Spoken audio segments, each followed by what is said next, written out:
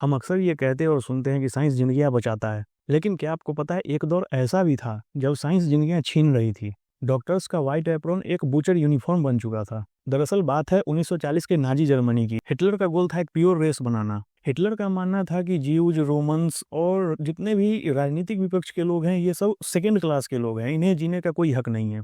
और फिर इन लोगों को डिपोर्ट करके ऑस्विच के एक लैब में ले जाया जाता है जहाँ इन पर टॉर्चर एक्सपेरिमेंट किया जाता है। यहाँ एक जोसेफ मेंगल नाम का डॉक्टर रहता है, इसे आप एंजल ऑफ डेथ भी बोल सकते हो क्योंकि इसके हरकत ही कुछ ऐसे थे। इस लैब में जीव्स को एक आइस वाटर टैंक में डाला जाता है सिर्फ ये चेक करने के लिए कि कितने टाइम तक जिंदा रह सकते हैं, और इस एक्सपेरिमेंट का गोल था नाजी सोल्जर्स के लिए सर्वाइवल टेक्निक ढूंढना।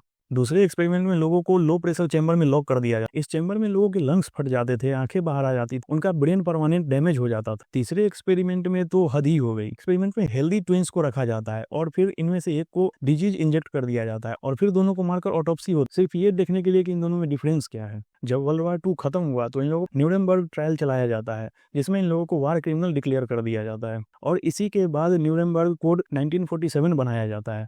दोस्तों, कहने का मतलब यही है कि जब साइंस इथिकलेस और मोरललेस हो जाता है तो उसके लिए इंसानियत कोई चीज होती ही नहीं है, वो सब कुछ बर्बाद करने पे लग जाता है। रिसर्च के नाम पे मास मर्डर होती है, इंसानियत को बर्बाद कर दिया जाता है।